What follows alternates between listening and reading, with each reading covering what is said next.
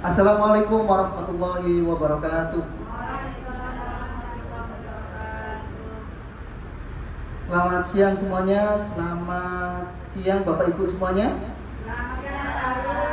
Bagaimana kabar Bapak Ibu hari ini? Alhamdulillah, luar biasa.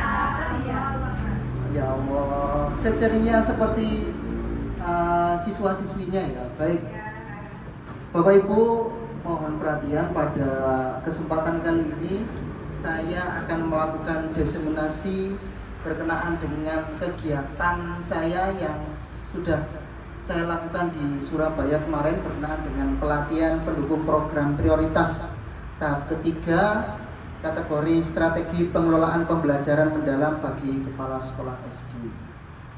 Jadi nanti Bapak Ibu harusnya ini berlangsung kurang lebih selama 4 jam, tapi nanti akan kita rangkum sehingga nanti tidak begitu lama begitu.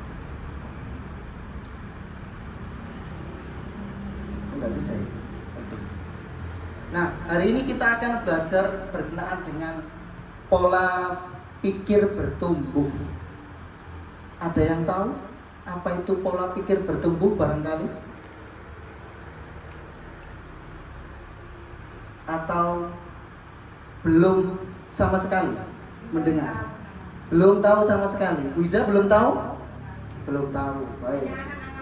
Iya, hanya angan-angan saja. Oke. Yang tahunya tumbuh saja, iya. Tidak berkembang ya. Nah, untuk tujuan pembelajaran kali ini, peserta diseminasi mampu menjelaskan konsep pola pikir bertumbuh. Bapak Ibu kenal dengan orang ini? Siapakah beliau? Menteri Pendidikan, Mendikdasmen RI, Menteri Pendidikan Dasar dan Menengah. Beliau mengatakan sebagai pengantar kita bahwasanya kalau orang berpikir dengan growth mindset atau pola pikir bertumbuh, maka dia yakin masalah yang hanya sedikit itu jalan keluarnya banyak sekali. Karena itu jangan pernah menyerah, jangan pernah putus asa, dan yakinlah ada jalan keluarnya. Kalau Bu Anissa sebagai guru PAI, Qurannya surat apa Bu? Biasanya di mana ada kesulitan pasti ada jalan. Inna ma'al usri yusra. Iya, betul sekali. Nah, hal yang melatar belakangi adanya konsep growth mindset ini ada istilah yang kita kenal dengan VUCA. Apa itu VUCA? VUCA itu terdiri dari 4 huruf. Ada V, ada U, ada C, dan ada A. V-nya apa? Kita lihat. V itu sendiri adalah volatility. Mungkin Bu Zida tahu ini bahasa Inggris. Volatility itu apa ya? Kemudian U-nya itu adalah uncertainty. Kemudian C-nya adalah complexity. Dan A-nya itu adalah ambiguity. Kita pretel satu persatu. Apa sih sebenarnya VUCA dalam dunia pendidikan? VUCA adalah singkatan yang awalnya digunakan oleh militer Amerika Serikat yang kemudian diadopsi luas di dunia bisnis dan juga organisasi, termasuk dalam dunia pendidikan, untuk menggambarkan bagaimana kondisi lingkungan yang penuh tantangan dan juga perubahan. VUCA sendiri, V-nya itu adalah volatility, di mana perubahan yang sangat cepat, tidak stabil dan mendadak.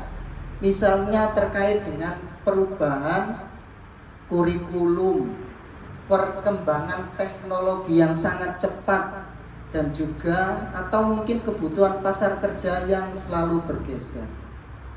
Masih ingat bahwasanya kalau kita di negara Indonesia itu ada istilah kalau ganti menteri, ganti kurikulum. Iya, ganti menteri, ganti kurikulum. Ganti menteri, ganti bukunya. Nah itu yang namanya volatility, perubahan yang sangat cepat, tidak stabil, ya yang sering mendadak, yang moro-moro ganti seperti itu. Untuk yang kedua yakni ada U, uncertainty atau ketidakpastian, sulitnya memprediksi masa depan atau hasil dari suatu tindakan. Misalnya jalur karir yang tidak pasti bagi seorang siswa. Kalau kita sendiri kita belajar berkenaan dengan, kalau sekarang mungkin ya anak-anak SMK atau mungkin juga adik-adik kita yang lulus di teknik informatika, belum tentu nantinya itu ketika mereka sudah lulus mendapatkan pekerjaan yang sesuai, karena bisa jadi dengan perkembangan teknologi yang begitu cepat, maka hal itu bisa diganti dengan AI sekarang ya, yang sedang marak itu kan AI itu. Bisa-bisa lawyer, pengacara, atau mungkin nanti pekerjaan-pekerjaan yang dulunya dipegang oleh seorang manusia bisa digantikan dengan sebuah AI atau sebuah robot seperti itu. Selanjutnya ada complexity. Banyaknya faktor yang saling terkait dan sulit dipahami secara terpisah. Misalnya masalah berkenaan dengan belajar siswa yang dipengaruhi oleh berbagai aspek sosial, teknologi, ekonomi, dan juga psikologis. Bapak Ibu guru tahu ya bagaimana keadaan putra-putri kita, siswa-siswi kita yang ada di sekolah? Tahu sekali ya. Kompleks yang terjadi pada diri mereka itu sangat kompleks. Ada, oh ternyata anak ini nggak bisa, ternyata ada sisi di balik itu, entah masalah sosialnya, masalah keluarganya, masalah ekonomi yang ada di keluarga seperti itu. Kompleks sekali. Terus yang terakhir adalah ambiguity, ketidakjelasan atau informasi yang dapat diartikan ganda. Misalnya peran guru yang berkembang cepat atau standar kualitas pendidikan yang perlu diinterpretasikan dalam konteks yang berbeda. Kita sekarang itu tidak tahu, Pak, bukan tidak tahu ya, tidak bisa membedakan mana yang hak dan mana yang hoak, ya, tipis kan antara yang hak dengan yang hoax itu sulit kan, ya.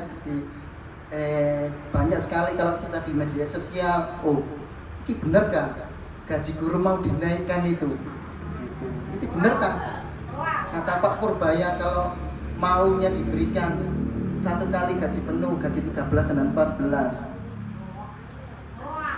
Atau lagi yang sekarang lagi viral, bener enggak hari ini itu murid libur, guru juga libur, kan begitu ya. Yang melintir itu loh para konten kreator itu. Sedangkan kita itu tidak bisa memahami yang benar ini yang mana antara yang hak dengan yang hoax. Selanjutnya enggak bisa dari sini. Oke, dari Foucault di sini bisa kita lihat ya, ada garis landai menunjukkan sedikit perubahan, kemudian garis lurus ke atas menunjukkan jalur masa depan yang jelas. Kalau yang hijau hanya beberapa titik yang terhubung secara sederhana. Begitu juga dengan low ambiguity, bentuk segi 6 yang jelas seperti itu. Kita bisa lihat sendiri. Nah, selanjutnya berkenaan dengan matriks tipe pemimpin pembelajaran. Kalau kita lihat hijau, biru, merah, dan kuning, monggo Bapak Ibu disimak, dibaca, kira-kira kita masuk yang di mana? pemimpin pembelajaran itu adalah seorang guru, di mana pemimpin ini memiliki niat yang baik, karakter yang baik, itu yang warna biru.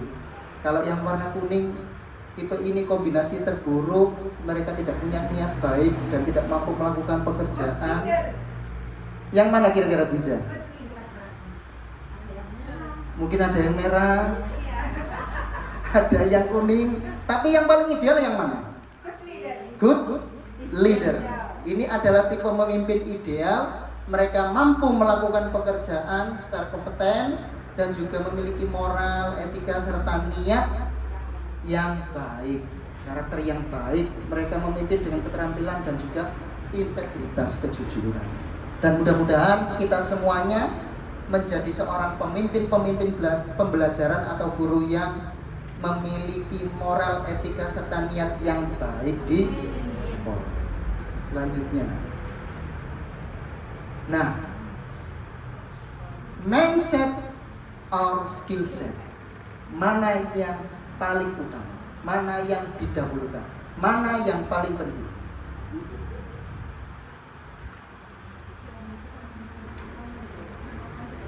Mindset itu pola pikir, skill set itu keterampilan.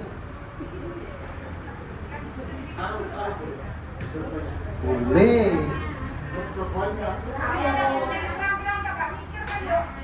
Bagaimana bisa?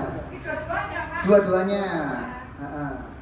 Bukan dua-duanya. Bagaimana? Dua-duanya itu maksudnya bagaimana? Kita kan punya skill Pak ya, tapi kan kita mikir dulu skill kita apa, perlu dipikirkan dengan mindset kan gitu. Dua-duanya masuk. Ada lagi? Bisa banget. Ya, semua orang itu kan dua-duanya diperlukan Pak, mindset dan skillnya juga. Kalau hanya keterampilan tanpa berpikir dulu kan juga nggak jalan. Atau kalau berpikir saja tapi kalau tidak kan juga tidak bisa gitu ya. Jadi dua-duanya bisa Pak. Oke, tepuk tangan buat semuanya. Alhamdulillah. Iya, ini yang senang dalam proses pembelajaran atau kegiatan yang kita lakukan pada hari ini. Mindset or skill set. Pola pikir adalah segalanya. Kalau kita melihat gambar ini, ada pola pikir. Pola pikir kita akan melahirkan sebuah tindakan. Dan tindakan itu nanti akan menghasilkan sebuah hasil. Pola pikir akan mendikte tindakan yang dilakukan serta akan menentukan hasil yang diperoleh. Setuju Bapak Ibu? Setuju ya? Nah, pola pikir berarti penting sekali. Nah, kalau tadi Bu Iza bilang harus bersamaan, pola pikir juga penting Pak. Bisa beriringan, Bu Kona juga bilang seperti itu.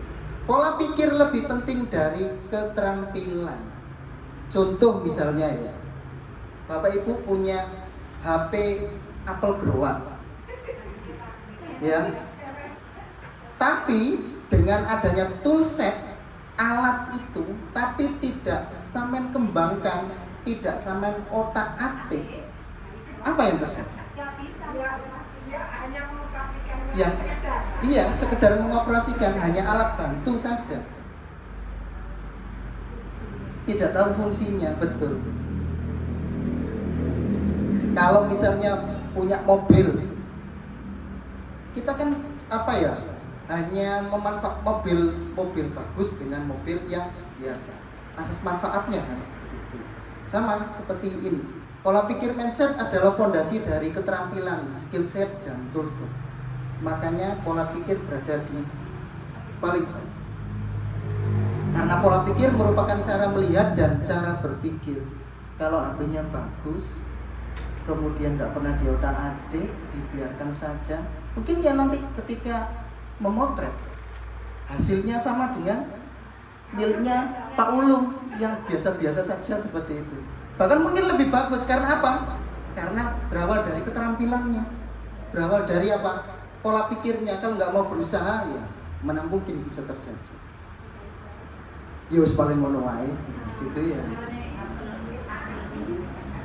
Bedanya antara HP apel growak dengan blueberry atau keres, gitu ya. Konsep pola pikir bertumbuh. Nah, coba sih saya ingin tahu, kalau ada gambar seperti ini, bagaimana pendapat Bapak Ibu tentang gambar di samping? Ini ada Alba ini kayaknya.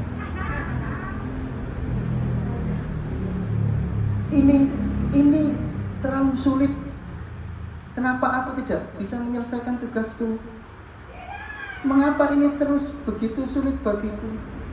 Akhirnya, ya. Bagaimana Bu Lis? Saya ingin tahu pendapatnya Bu Lis.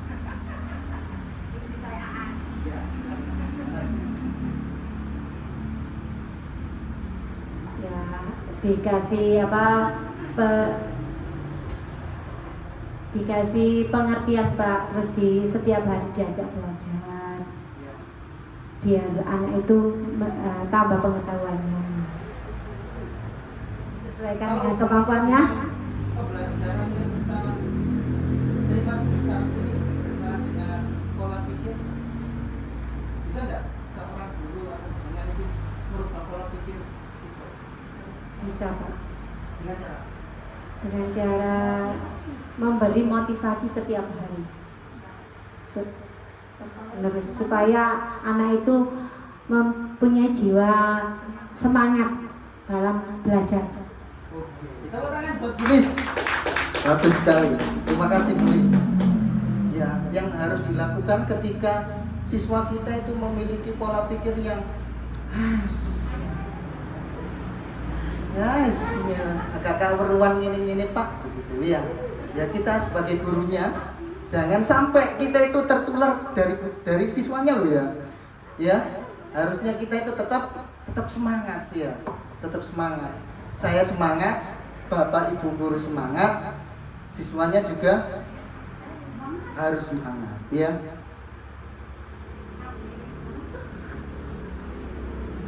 Nah, ini berkenaan dengan hasil penelitian survei PISA, bahwasanya Indonesia itu termasuk satu dari negara yang memiliki berapa persen ini?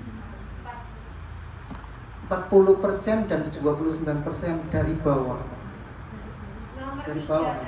Iya, nomor 3 dari bawah ini. 69 Indonesia ini. Di tahun 2022. Jadi makanya kita itu kalau di dunia pendidikan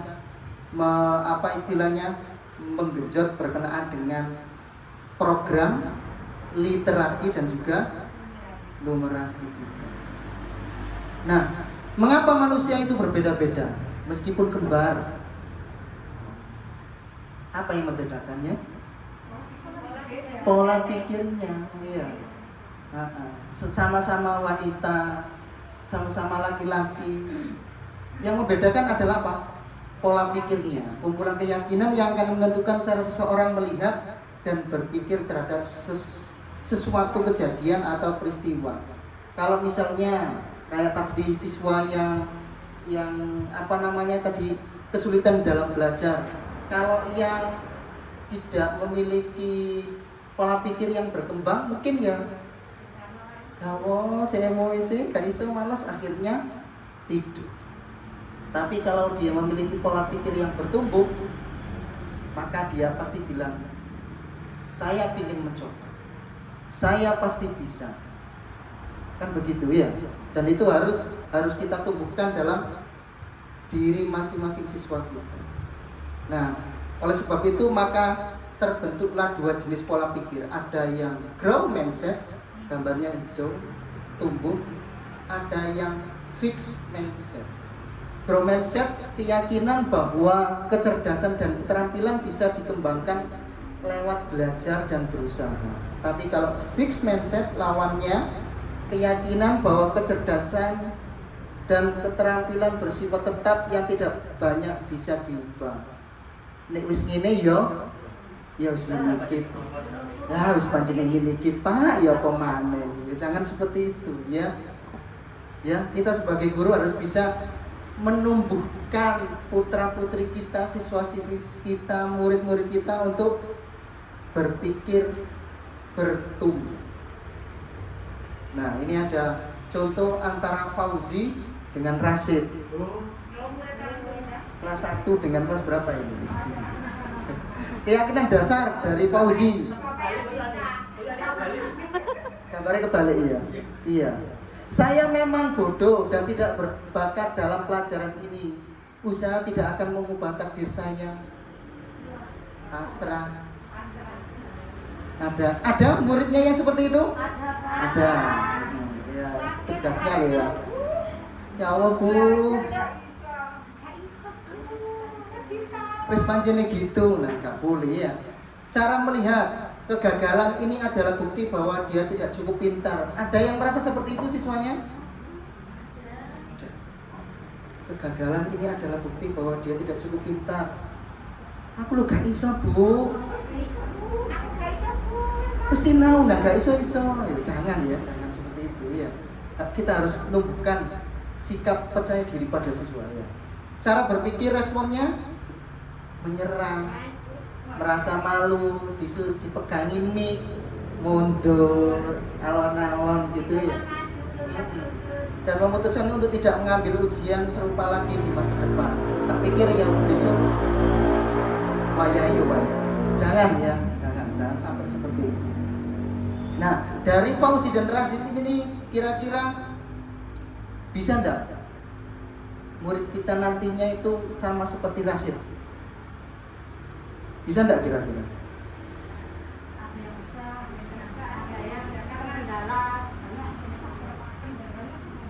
Ya, kendalanya banyak, ya. Kompleksiti tadi. Oke lah. Oke, tapi yang jelas bahwasanya kita sebagai guru harus tetap mempunyai pola pikir bahwasanya tidak ada sesuatu yang tidak bisa diubah. Innallaha la yughayyiru ma biqaumin hatta yughayyiru ma bi anfusihim. Siapa yang mau merubah kalau tidak kita diri kita sendiri. Iya.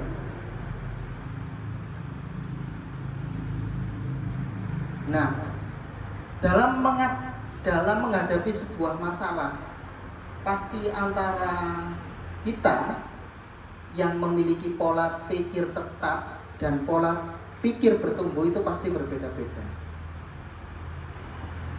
Kalau menghadapi sebuah challenge, orang yang berpola pikir tetap, dia pasti menghindar.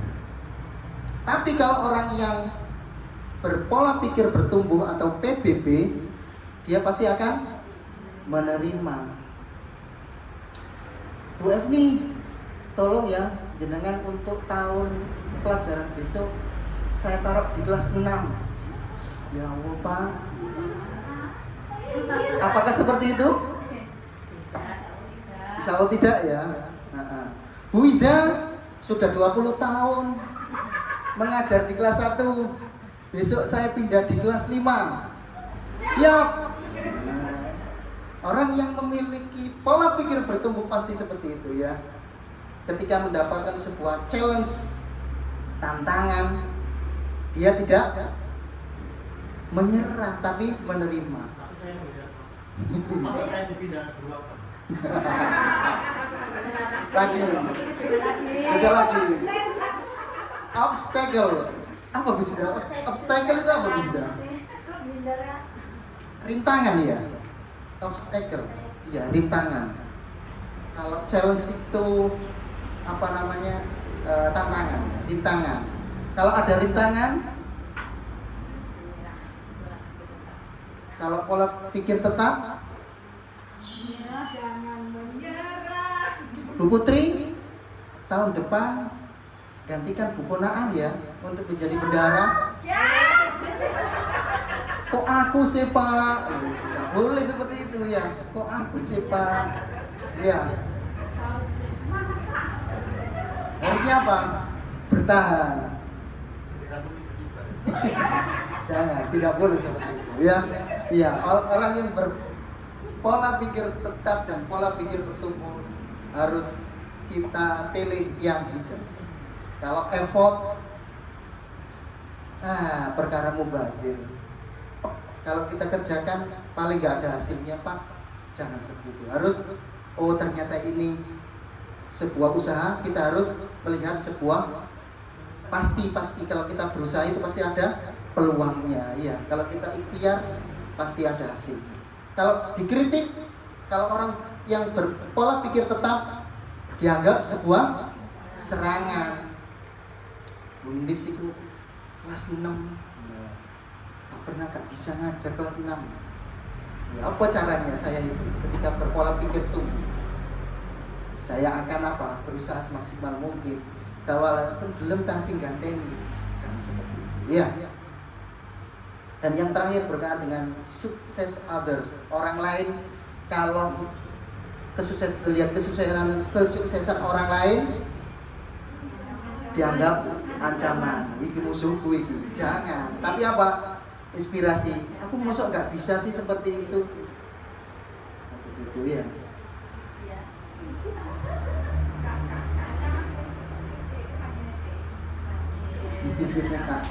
Jangan seperti itu.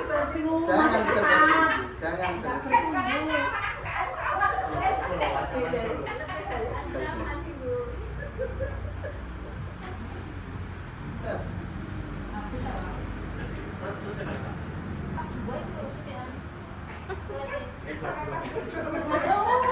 Nah, dari pola pikir tetap itu maka akan muncul pola pikir bertumbuh. Caranya bagaimana sih memunculkan agar siswa-siswi kita ini berpola pikir tumbuh?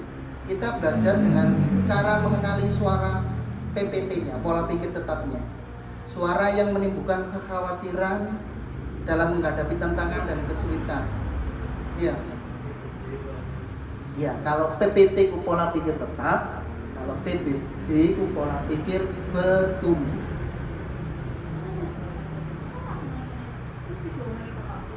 Nah, nggak boleh ya. Belajar cara mana suara pola pikirnya. Kira-kira ada enggak yang ketika anak itu dikasih sebuah challenge, dikasih sebuah tantangan, tiba-tiba aku kok nggak bisa, aku kok nggak gagal, aku kok nggak, dan banyak sekali pikiran-pikiran negatif yang belum dikerjakan itu ternyata apa? Mempengaruhi sekali ya, mempengaruhi sekali terhadap siswa-siswi kita. Nah, makanya saya berharap ketika sudah memiliki pola pikir bertumbuh itu bisa ditularkan kepada siswa-siswi kita. Nah, oke lanjut. Nah, ini Pak Manu berkenaan dengan pola pikir tetap dan pola pikir bertumbuh. Beliau meneliti bahwasannya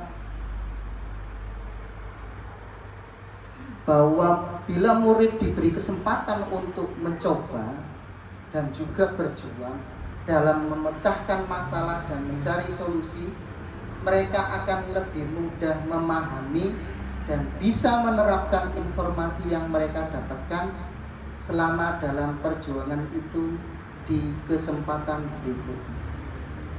Jadi ketika kita itu punya siswa kemudian dia itu mampu untuk terus berjuang, maka kita harus apa?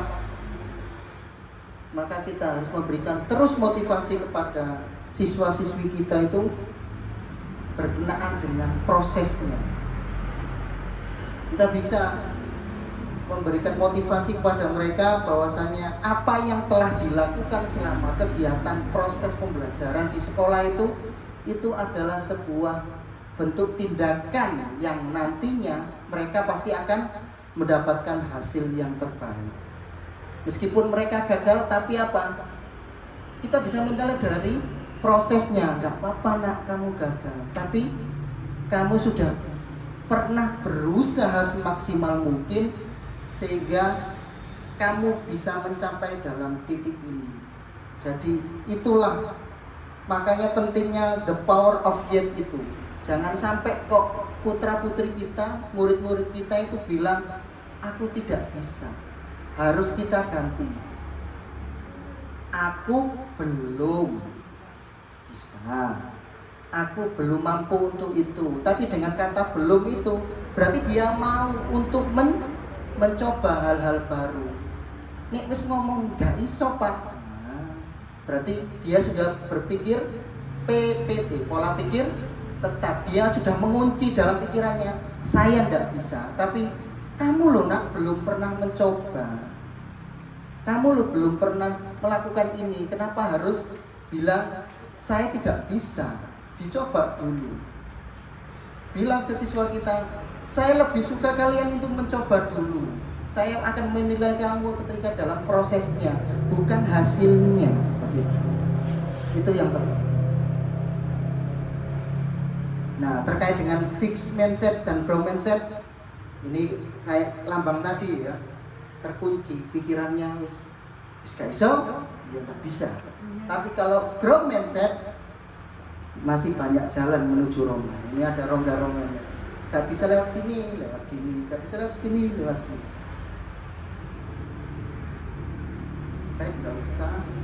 Nah, apa sih yang disebut dengan pola pikir bertumbuh itu?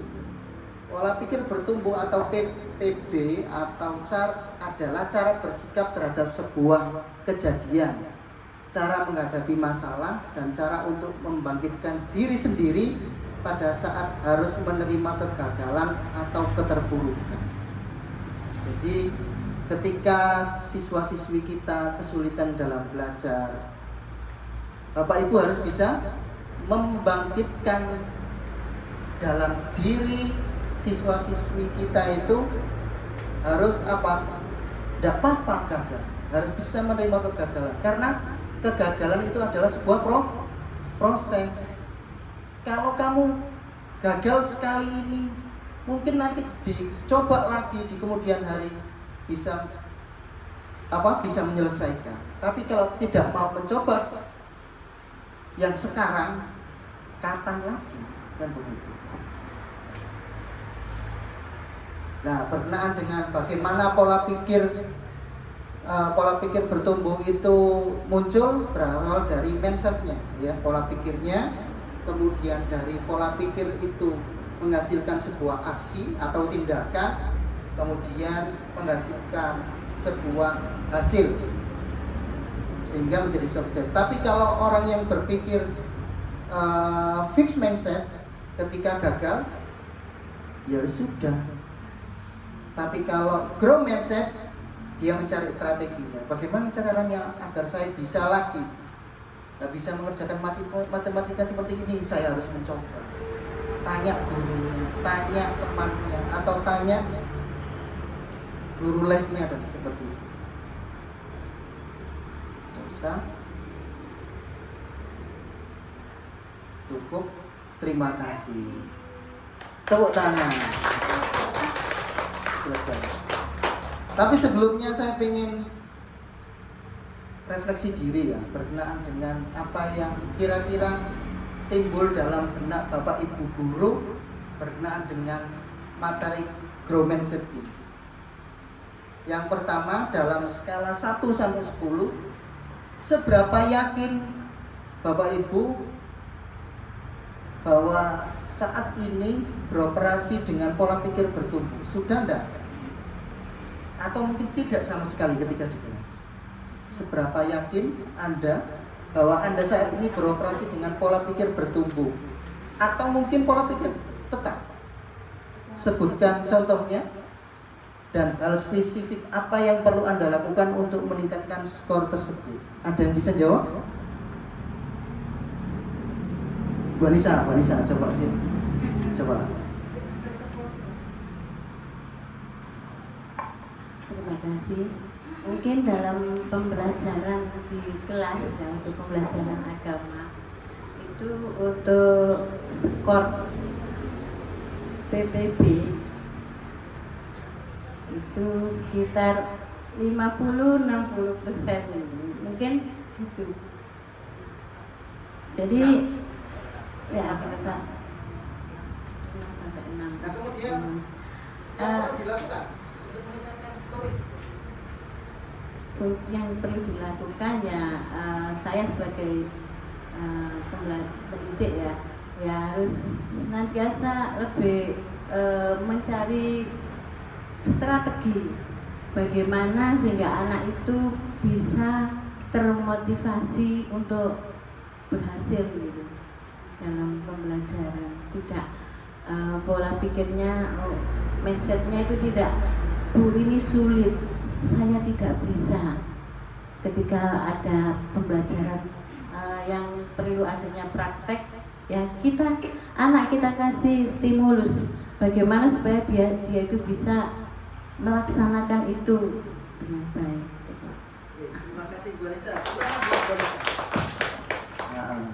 Ya nggak lupa kita selalu harus memberikan motivasi kepada siswa sehingga yang asalnya tadi 6 atau 60% seperti itu, kita harus bisa memberikan motivasi ke siswa sehingga bisa lebih dari itu, kata Bu Anissa. Yang kedua, rencanakan satu perubahan kecil atau mikro aksi yang akan Anda terapkan di kelas Anda besok untuk menumbuhkan pola pikir bertumbuh pada murid. Bu Efni barangkali. Di kelas. Caranya kira-kira.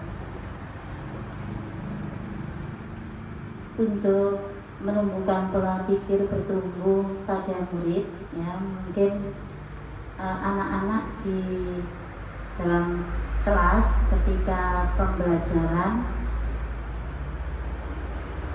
itu diberikan selain motivasi tadi, ya supaya anak termotivasi, mungkin diberikan untuk supaya percaya dirinya. Jadi kadang anak kan tidak berani, tidak hanya semangat saja. Biasanya ada yang seperti semangat tapi mau jawab mau apa kan kayak kurang berani gitu. Ya malu. Nah mungkin salah satunya dari sisi itu yang diberikan Mas guru untuk supaya percaya diri, mengajarkan percaya dirinya itu. Terima kasih tepuk tangan buat Bu Efni. Nah, di samping menumbuhkan pola pikir bertumbuh, Bu Efni beranggapan bahwasanya untuk bisa anak-anak itu bisa berkembang, pola pikir bertumbuhnya itu berkembang, diberikan rasa percaya diri pada siswa tersebut. Yang ketiga, apa bentuk dukungan yang Anda inginkan dari atasan atau mungkin juga rekan kerja jika Anda merasa gagal atau melakukan kesalahan? Jadi kalau di kelas itu sudah berusaha semaksimal mungkin, nah ternyata ada yang gagal. Oh saya ini ternyata kurang begitu bisa ya. Nah itu bagaimana, Bu Putri?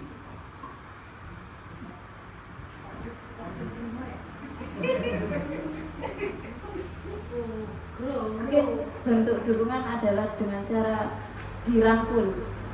Maksudnya masalah itu didampingi, didukung seperti itu Pak. Siapa yang itu? Muridnya. Kalau ada atasannya berarti atasannya itu merangkul bawahnya. Kalau ada yang merasa gagal atau melakukan kesalahan. Oke. Baik, terima kasih kepada Bu Putri. Oke. Alhamdulillah kegiatan kita pada siang hari ini sudah berjalan kurang lebih berapa ya tadi? Sudah? Setengah jam. 30 menit ya. Semoga apa yang telah saya sampaikan benar-benar bermanfaat bagi Bapak Ibu guru semuanya, dan juga Bapak Ibu guru semuanya bisa tentunya menerapkan pola pikir bertumbuh ini kepada putra-putrinya dan juga kepada siswa-siswinya di kelas, sehingga proses pembelajaran kita yang sebelumnya biasa-biasa saja bisa menumbuhkan motivasi kepada siswa agar lebih berkembang lagi. Mungkin sedikit quotes yang terakhir, bahwasanya jangan mudah menyerah, jangan katakan tidak, tapi katakan aku belum bisa dan aku akan belajar. Semangat ya. Oke, mungkin itu yang bisa saya sampaikan. Kurang lebihnya kami mohon maaf. Ihdinas siratal mustaqim. Wassalamualaikum warahmatullahi wabarakatuh. Tepuk tangan buat semuanya. Selesai.